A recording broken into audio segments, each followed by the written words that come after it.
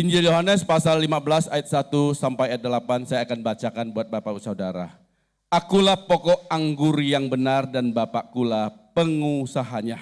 Setiap ranting padaku yang tidak berbuah dipotongnya dan setiap ranting yang berbuah dibersihkannya. Supaya ada yang lebih bersih, banyak berbuah.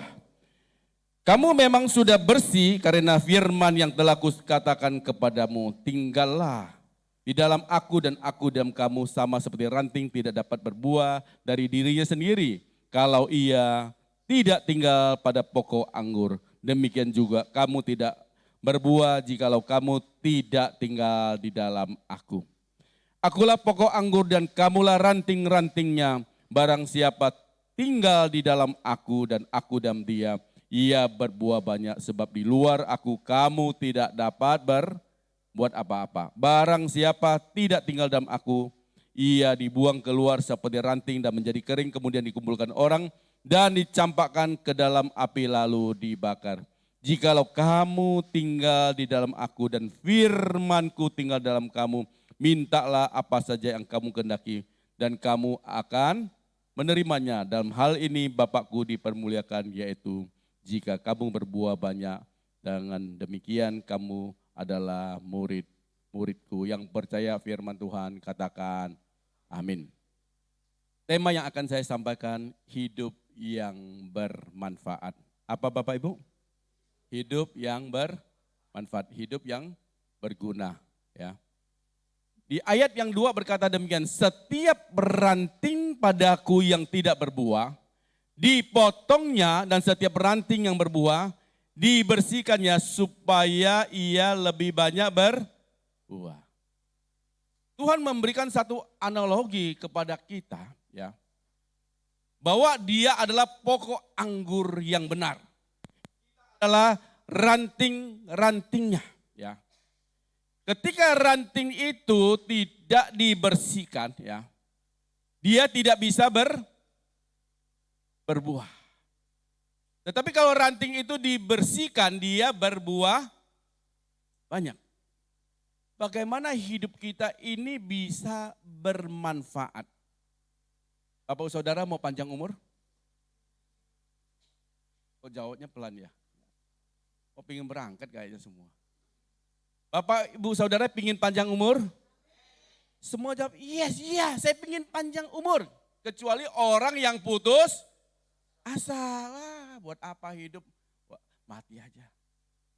Sudah enggak ada pengharapan. Orang yang percaya kepada Tuhan, kalau dia meninggal penyebabnya hanya dua, Bapak Saudaraku. Yang pertama, tugasnya di dunia sudah selesai. Betul tidak? Tugasnya sudah selesai, rumah di surga sudah jadi. Ya itu, dia berangkat. Ya. Betul tidak? Tapi tidak ada tugas lagi. Tapi bagi yang bertugas. Ada lagi satu alasan, ya. Kenapa orang meninggal? Hidupnya dia tidak bermanfaat, tidak berbuah. Siapa yang ngomong, Pak? Firman Tuhan. Tadi dikatakan setiap ranting padaku yang tidak berbuah apa? Tuhan katakan aku adalah pokok anggur yang benar. Kita adalah carang-carangnya, kita adalah rantingnya. Setiap ranting yang tidak berbuah diapain? Tadi saya katakan orang meninggal itu ada dua alasan. Yang pertama apa? Tugasnya sudah selesai, ya kan. Dulu rajin melayani, rajin khotbah, rajin WL, rajin menginjil, rajin macam-macam ya. Ada banyak tugas yang Tuhan taruh dalam hidupnya. Tapi ketika tugasnya sudah selesai, rumahnya sudah siap, dia berangkat. Ada satu lagi alasan apa? Hidupnya tidak berbuah, tidak bermanfaat. Kalau ranting tidak berbuah dipotong. Ranting yang berbuah ditambah dibersihkan. Betul tidak? Kalau saya tanya, Bapak sudah mau berangkat? Semua jawab, belum dulu Pak, belum Pak, waktunya belum Pak, nanti Pak. Tapi tidak mau bertugas, tidak mau bermanfaat. Kalau mau hidup umur panjang, salah satu sebabnya Bapak Saudara harus berbuah bermanfaat bagi banyak orang. Hari ini kita sama-sama belajar supaya hidup kita berbuah bagi kerajaan Allah. Yang pertama, bagaimana hidup kita bisa berbuah bagi kerajaan Allah. Lihat Injil Yohanes pasal 15 ayat ketiga. Ayo sama-sama baca ya. 1, 2, 3. Kamu memang sudah bersih karena firman yang telah kukatakan kepadamu. Garis bawah firman yang kukatakan kepadamu. Mutlak bagi kita kalau mau berbuah, ranting itu harus bersih. Katakan ranting itu harus bersih. Hidup kita harus bersih. Bagaimana hidup kita bisa bersih? Yohanes pasal yang ke-15 ayat 3 katakan, kamu memang sudah bersih. Karena apa? Karena firman Tuhan. Hidup kita ini Bapak Ibu Saudara tidak mungkin beres kalau tidak ada firman. Amin. Siapapun Anda, hidup Anda tidak akan beres. Kalau hidup saudara tidak diisi dengan firman. Kalau seorang pelaut, kalau dia mau melayar, dia harus ada yang namanya kompas. Betul tidak? Karena di tengah lautan dia tidak sulit melihat mata angin. Ya, arahnya dia mau kemana? Dia perlu yang namanya kompas. Firman Tuhan ada kompas kehidupan bagi kita. Kalau Bapak Ibu Saudara mengendarai kendaraan, Bapak Ibu Saudara perlu yang namanya penunjuk arah. Kalau sekarang tidak ada penunjuk arah, nggak apa-apa, ada Google Map, ada Waze. Tapi seringkali juga kita dibuat nyasar. Tahu-tahu Bapak Ibu Saudaraku udah jalan buntu, gak bisa keluar. Kemarin kami berpergian ke Tawamangu, ke Solo, ya sempat mampir di sana. Karena jarang kita lewat di sana, kita pakai Google Map Bapak Ibu Saudaraku. Nah, kita ambil arah, itu masuk ke gerbang tol Bapak Ibu Saudara. Benar, ya. Atasnya gerbang tol, tapi kita di bagian bawah Bapak Ibu Saudaraku, gerbang tol, tapi nggak bisa naik Bapak Ibu Saudaraku. Itu bisa menyesatkan. Kompas kehidupan yang Tuhan berikan kepada kita, firman Tuhan itu penuntun hidup kita, tidak mungkin sesat. Amin. Kita pasti berbuah lebat kalau ada firman Tuhan di dalam kehidupan kita. Amin Bapak Ibu. Di Mazmur pasal yang pertama ayat 1-3 berkata demikian. Berbahagia orang yang tidak berjalan menurut nasihat orang fasik, yang tidak berdiri di jalan orang berdosa, yang tidak duduk dalam kumpulan pencemooh. Tetapi apa? Kesukaannya ada Taurat Tuhan, firman Tuhan, dan merenungkan Taurat itu siang dan malam. Bukan hanya sekedar baca dan melupakannya, tapi merenungkan firman Tuhan itu siang dan malam. Supaya apa? Ia akan seperti apa? Pohon yang ditanam di tepi aliran air yang banyak sumber makanannya. Menghasilkan buahnya pada musimnya dan tidak layu daunnya. Dan apa saja yang diperbuatnya pasti berhasil. Dia bukan hanya berbuah bagi orang lain, tetapi dia juga menikmati buah itu dalam kehidupannya. Harus diisi oleh yang namanya firman Tuhan. Hari ini yang sudah baca firman Tuhan, lambaikan tangannya. Oh, satu gereja cuma 2 orang yang baca firman Tuhan ya. Hari ini yang sudah baca firman Tuhan, baru 4 orang ini. Ada yang setengah gini, mungkin bacanya 1 ayat kali ya. Bapak Saudara sudah baca firman Tuhan semuanya? Bapak Saudara ada orang-orang yang berbuah bagi kerajaan Allah. Itu yang pertama. Yang kedua, bagaimana hidup kita berbuah bagi kerajaan Allah. Kita kembali Injil Yohanes pasal 15 ayat 4 dan 5. Injil Yohanes pasal yang ke-15 ayat 4 dan 5 berkata demikian. Tinggallah dalam aku dan aku di dalam kamu, sama seperti ranting tidak dapat berbuah dari dirinya sendiri kalau ia tidak tinggal, perhatikan baik-baik, kalau ia tidak tinggal di dalam mana? Pokok anggur. Demikian juga kamu tidak berbuah jikalau kamu tidak tinggal di dalam Tuhan. Akulah pokok anggur. Tuhan katakan akulah pokok anggur, kamu adalah ranting-rantingnya. Barang siapa tinggal di dalam Tuhan, ya, dan ada dalam Tuhan, dia akan berbuah banyak. Sebab di luar Tuhan kamu tidak dapat berbuat apa-apa. Amin. Kalau orang hanya diisi oleh firman Tuhan tanpa ada satu persekutuan dengan Tuhan, tanpa dekat dengan Tuhan, dia akan jadi yang namanya ahli Taurat. Tahu ahli Taurat? Hari-hari dia cuma baca firman Tuhan. Kenapa Tuhan sangat mengkritisi ahli Taurat? Karena ahli Taurat itu dia tahu firman Tuhan, tetapi dia tidak melakukan firman Tuhan. Dikatakan Tuhan Yesus, ahli Taurat, kamu itu seperti kuburan yang dilabur putih. Ya. Depannya kelihatannya baik, bagus, tapi dalamnya penuh dengan tulang belulang.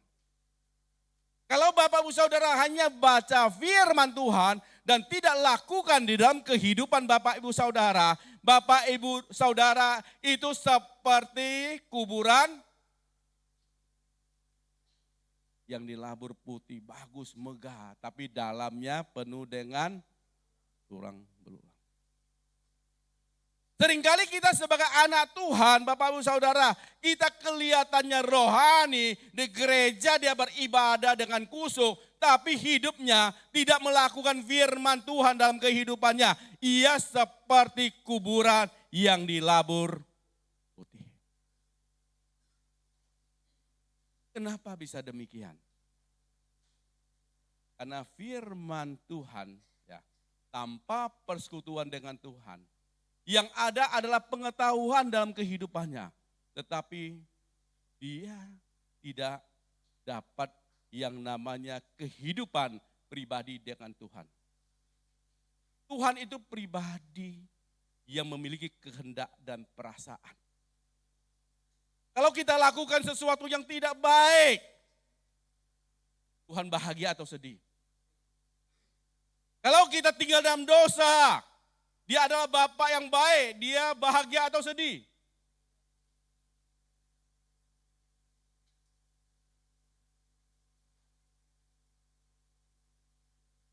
Tuhan sangat rindu Bapak Ibu Saudara, kita hidup dalam persekutuan dengan Tuhan.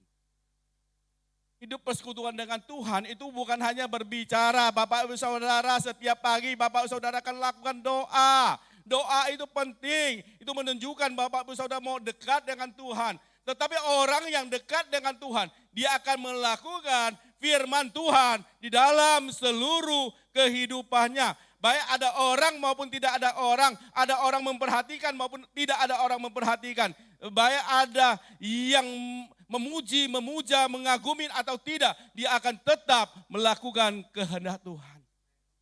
Karena dia tahu perasaannya Tuhan. Dia tidak boleh menyakiti hati Tuhan. Dia tidak boleh membuat Tuhan sedih. Dia akan senantiasa melakukan kehendak Bapa di surga. Amin. Amin Bapak Ibu. Tuhan itu punya kehendak dan punya perasaan. Kalau kita hidup sebagai suami istri Bapak Ibu Saudaraku, tidak cukup saja kita sebagai kepala rumah tangga mencukupkan sandang pangan, ya. Tapi keluarga kita juga penuh perasaan. Betul tidak? Mereka harus merasa mendapatkan kasih sayang dari orang di sekitarnya. Sama dengan Tuhan Bapak Ibu Saudaraku. Ketika engkau berdoa, engkau bisa dekat dengan Tuhan baik. Tapi kehidupan ini harus kita praktekkan di dalam seluruh aspek hidup kita. Supaya betul-betul hidup kita ini bisa berbuah bagi kerajaan Allah. Nah, persekutuan dengan Tuhan itu tidak pernah sia-sia Bapak Ibu Saudaraku. Dalam 1 Korintus 15 ayat 58 berkata demikian. 1 Korintus 15 ayat 58 berkata, karena itu saudara-saudaraku yang kekasih, berdirilah teguh, jangan pernah goyah. Giatlah selalu dalam pekerjaan Tuhan. Sebab kamu tahu bahwa persekutuan dengan Tuhan, jeripayamu tidak pernah sia-sia. Amin. Ya. Tidak dikatakan, oh persekutuan Tuhan hanya isi dengan doa saja. Tidak. Dikatakan, giatlah selalu dalam pekerjaan Tuhan. Ya. Amin. Setiap jeripaya kita dalam Tuhan itu tidak pernah sia-sia. Amin Bapak Ibu. Harus bangun persekutuan yang kuat dengan Tuhan. Amin. Firman Tuhan bukan hanya dibaca tapi harus dilakukan dalam seluruh hidup kita. Itu yang paling penting Bapak Ibu Saudaraku. Mau berbuah bagi kerajaan Allah. Amin. Yang ketiga, hidup yang berbuah bagi kerajaan Allah. Coba perhatikan di Injil Yohanes pasal 15 ayat 6. Injil Yohanes pasal 15 ayat 6 berkata demikian. Barang siapa tidak tinggal dalam aku, ia apa? Dibuang keluar seperti ranting dan menjadi kering. Kemudian apa? Dikumpulkan orang dan dicampakkan ke dalam api lalu dibakar. Bapak Ibu Saudara, hidup kita ini, Bapak Ibu Saudara, saya sangat rindu Bapak Ibu Saudara tetap survive melangkah di tahun 2022. Saya sangat rindu Bapak Ibu Saudara tidak gampang menyerah terhadap keadaan. Apapun kondisi dunia ini Bapak Ibu Saudara tetap harus kuat menghadapi berbagai tantangan perubahan-perubahan dalam kehidupan kita. Orang yang tidak siap menghadapi perubahan, dia akan kegeser. Kalau zaman dulu Bapak Ibu Saudaraku, kalau kita mau belanja kita harus ke pasar, betul tidak? Kalau sekarang pasar yang datang kepada kita, betul tidak? Tinggal kita pencet di HP. Saya katakan hidup ini hanya ada dua pilihan. Kita ini menaklukkan dunia, dengar baik-baik. Atau kita ini ditaklukkan oleh dunia. Kita ini mau dikalahkan oleh dunia atau kita ini mengalahkan dunia. Seringkali kita sebagai anak Tuhan, hidup kita seringkali keok, betul tidak? Ada yang WA, istri saya ngomong begini, Pak, saya permisi Pak, saya hari ini tidak ibadah. Saya mau ngelencer dulu. Ngelencer penting gak Bapak Saudaraku? Halo? Penting lah, kita perlu refreshing, betul tidak? Apalagi masih tahun baru ya kan. Kita ke Batu ya kan. Ke Batu Karang ya kan. Kemana lagi? Kemana? Limanon perang Bapak Saudaraku. Kita ngelencer ke luar negeri, penting kan? Tapi jangan sampai mengorbankan ibadah kita karena kita ngelencer. Betul tidak?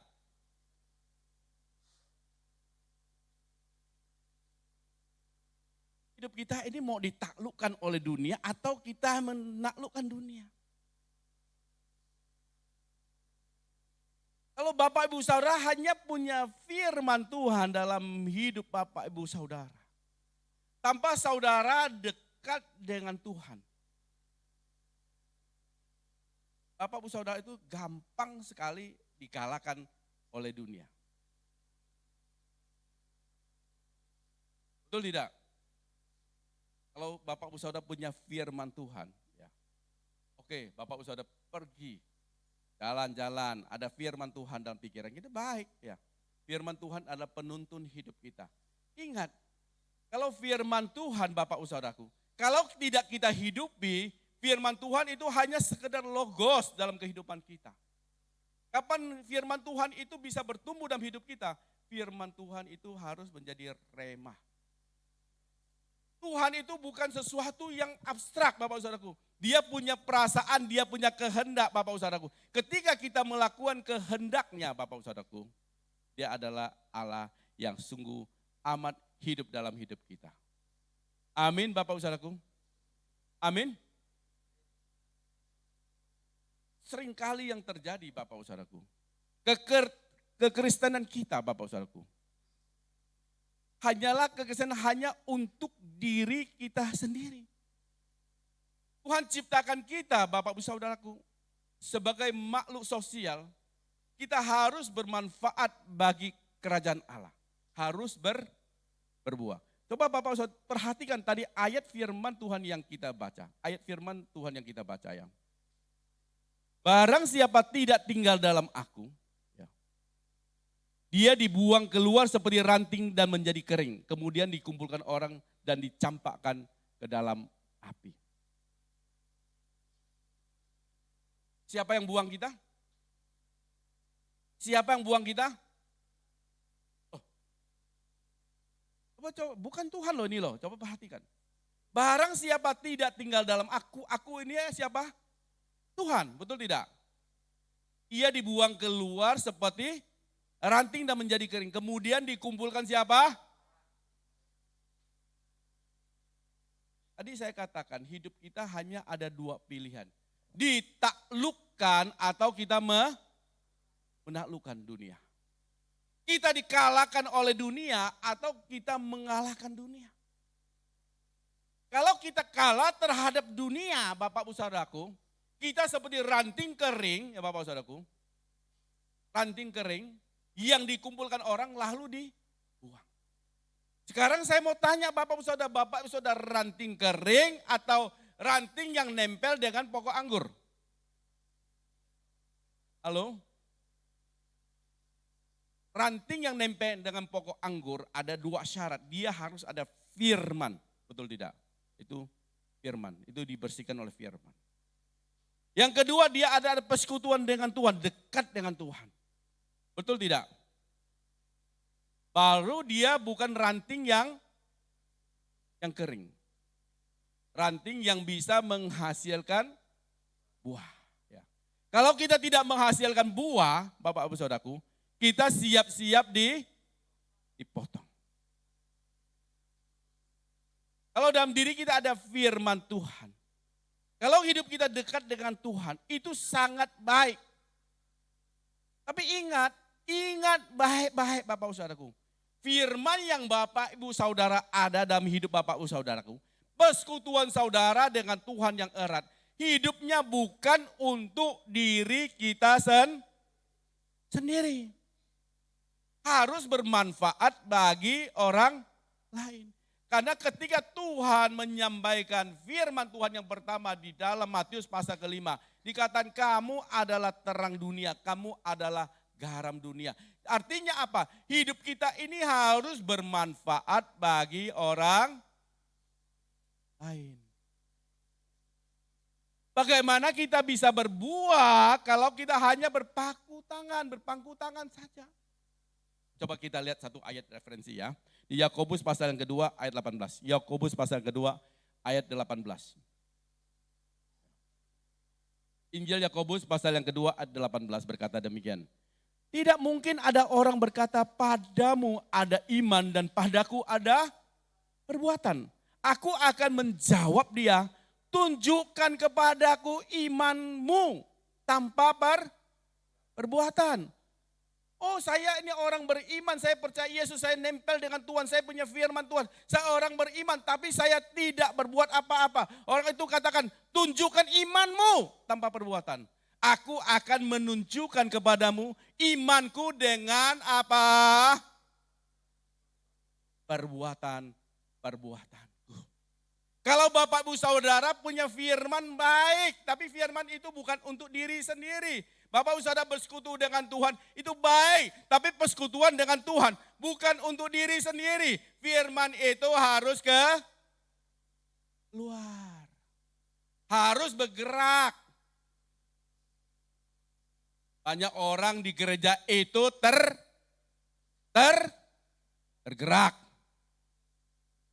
Pak, hati saya tergerak Pak. Nanti mau bangun ini, mau dirapikan kan gereja kan, mau dibetulin. Hati saya tergerak Pak, saya bawa dalam doa. Baik nggak bawa dalam doa? Baik. Itu iman. Tapi perbuatannya, mau tarik dompet, dikeluarkan lagi, masukkan lagi. Tarik lagi, keluarkan, masukkan lagi. Itu iman tanpa perbuatan. Yang Tuhan mau apa? Iman disertai dengan perbuatan. Itu yang luar biasa. Bukan omdo saja asal ngomong. Harus ada perbuatan nyata yang orang lain bisa rasakan lewat hidup kita. Bagaimana hidup berbuah bagi kerajaan Allah? Harus bergerak. Ayo katakan kanan kiri saudara, harus bergerak ya. Kayaknya agak keberatan lihat muka-mukanya Bapak Ibu Saudaraku. Saya ingatkan Bapak Ibu Saudaraku. Ya. Gereja ini bisa berdiri, tidak butuh sumbangan dari siapa-siapa Bapak Ibu Saudaraku. Gereja ini bisa berdiri karena kasih kemurahan Tuhan. Tuhan tidak perlu uang saudara Bapak Ibu Saudaraku. Tuhan hanya perlu hati saudara. Apakah Bapak Ibu Saudara ini sungguh-sungguh mengasihi Tuhan? Maka dari tempat ini, di mimbar ini saya katakan, saya tidak pernah nagih perpuluhan dengan Bapak Ibu Saudara. Ya. Bapak Ibu Saudara perpuluhan tidak mempengaruhi hidup saya. Bapak Ibu Saudara pulang gereja mau masukin persembahan, tidak masukin persembahan, bukan urusan saya. Saya hanya menyampaikan firman Tuhan. Apakah hati Bapak Ibu Saudara sungguh-sungguh mengasihi Tuhan, melayani Tuhan dengan segenap hatimu? Itu yang penting Bapak Ibu Saudaraku. Kalau Bapak Ibu Saudara hanya ngomong dan tidak pernah gerak, bagaimana Bapak Ibu Saudara bisa berbuah bagi kerajaan Allah? Firman Tuhan dalam Galatia pasal 6 ayat 7 katakan, jangan sesat, Allah tidak membiarkan dirinya dipermainkan. Apa yang ditabur orang, pasti dia menuainya. Saudara percaya itu? Saya sangat rindu di awal tahun 2022 ini Bapak Saudaraku. Menangkap visi Tuhan dalam hidup Bapak Saudara. Ketika Bapak Saudara dimanapun berada, orang merasakan nyaman, orang merasa diberkati. Bapak Saudara berbuah bagi kerajaan Allah.